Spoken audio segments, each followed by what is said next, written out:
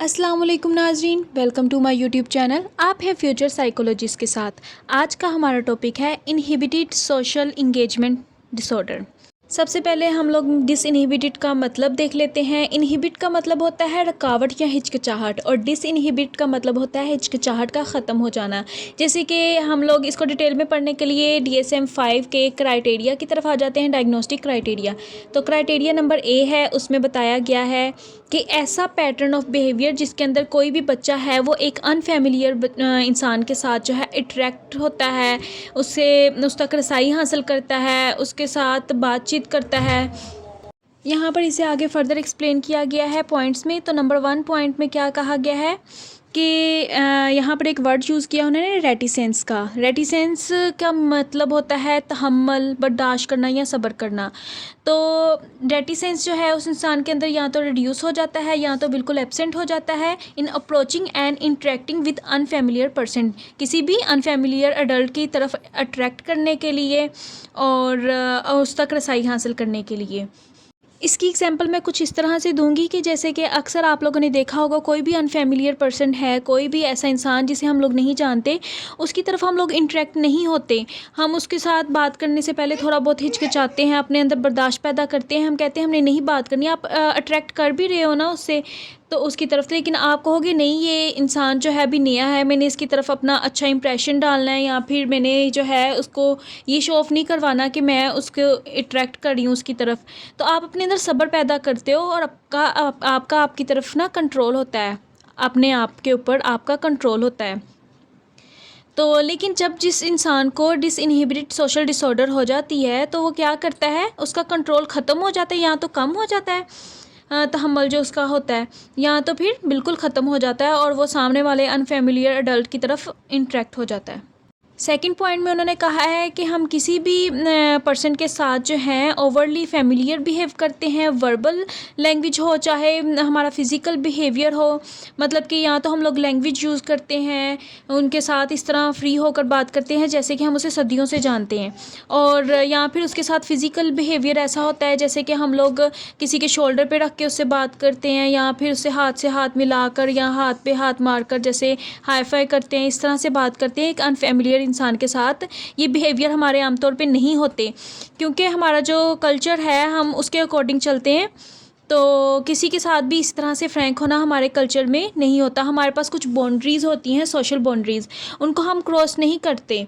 तो ये जो इंसान होते हैं ये हमारे सोशल कल्चरल रूल्स बिल्कुल ही भूल जाते हैं, इनको नहीं पता चलता कि वो लोग क्या कर रहे हैं।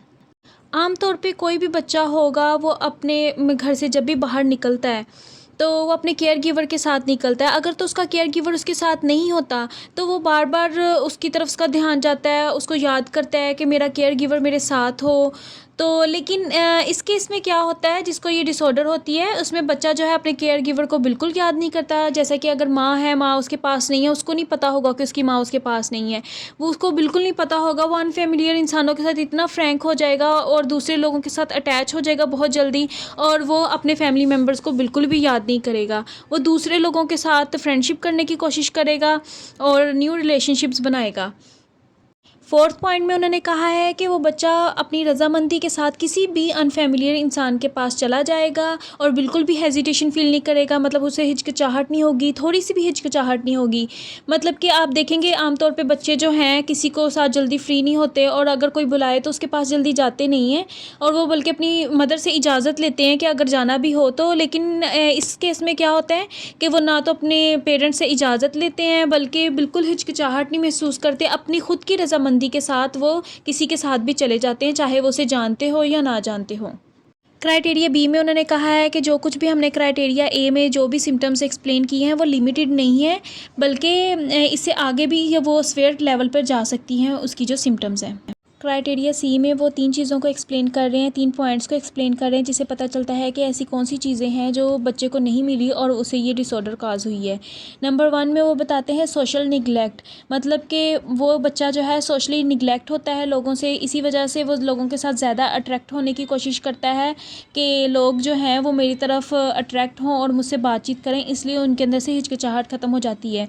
अक्सर बच्चों के अंदर बहुत सारी जो है बेसिक इमोशनल नीड्स होती हैं वो पूरी नहीं होती, तो इस वजह से भी बच्चे कुछ इस तरह के काम करते हैं।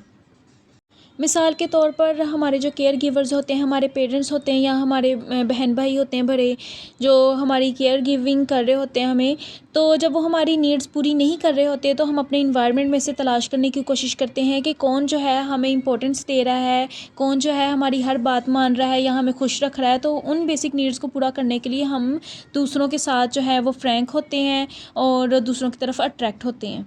पॉइंट 2 में उन्होंने बताया है कि प्राइमरी गिवर के बार बार चेंज होने से भी बच्चे की ज़हनीत पर बहुत ज़्यादा फ़र्क पड़ता है। जैसे कि अगर कोई बच्चा है, उसके पेरेंट्स बचपन में ही इंतकाल कर गए हैं, तो उनके प्राइमरी केयर गिवर्स बार बार चेंज होते हैं। कभी कोई उनकी परवरिश कर रहा होता है, कभी कोई परवरिश कर रहा होता है। तो इस तरह से उन्हें आदत पड़ जाती है, उनके अंदर से हिचकिचाहट ख़त्म हो जाती है, वो हर किसी के साथ अपनायत महसूस करते हैं और मुख्तलिफ़ लोगों के साथ जो है वो फ्रैंक होते हैं वगैरह वगैरह।